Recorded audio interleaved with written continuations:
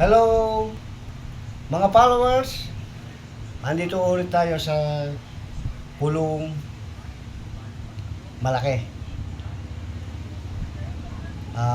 Gabi na po pero service pa ho natin sineservice pa ho natin si Boss Anteng.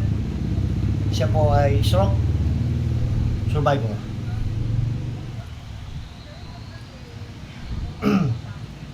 Dito po yan sa pulo, bayan ng San Isidro. Ito po ang kuwan natin na talagang buhay na natin. Sa araw-araw, kahit na gabihin tayo, kailangan matapos natin yung ating mga pasyente. Kasi kailangan ho nila talaga ng pa-therapy.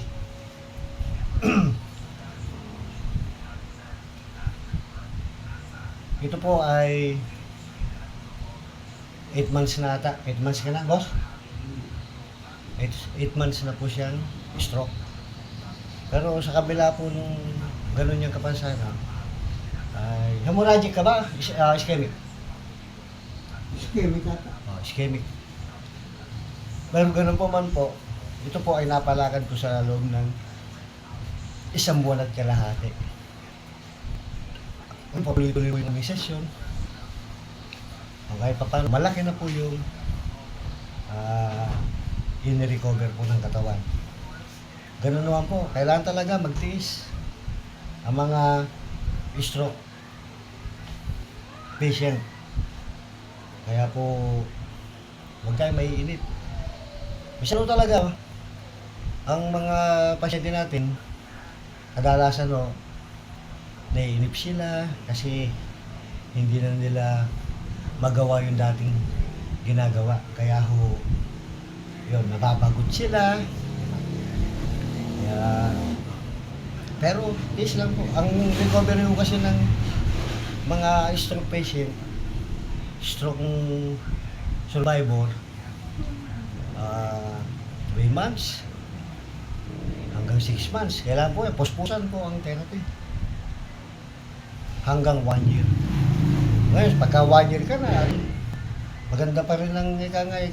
Gusto mo pa rin tuloy-tuloy recover. Tuloy pa rin po. Kung hanggang sa makarecover ka po. No. Pero unang-una, dagan natin ang sipag. Ito, masipag naman siya maglalakad.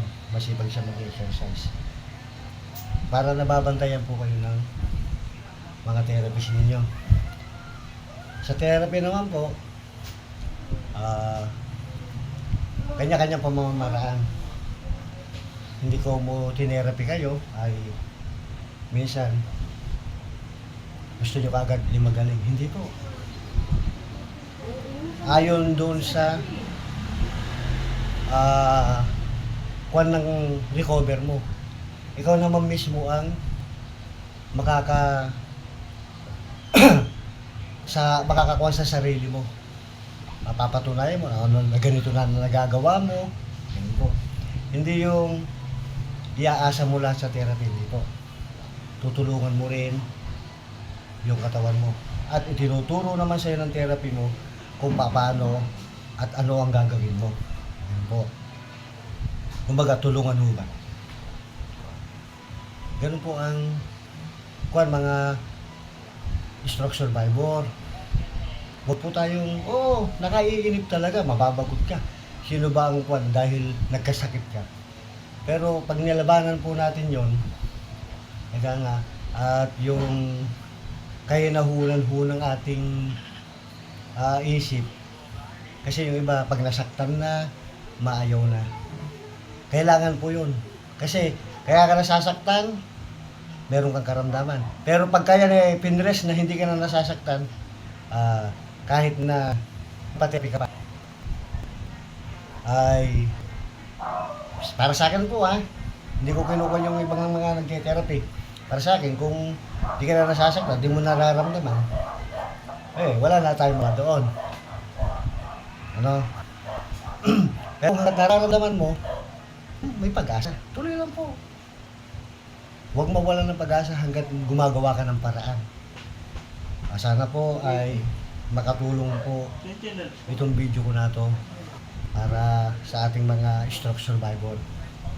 Huwag pong maiinip at ang pagte-therapy, hindi ko mo tinerapi ka na, ay hahanapin mo na magaling ka. Hindi. Ayon doon sa nararamdaman mo, mukhang maganda, tuloy ko. Ganun po.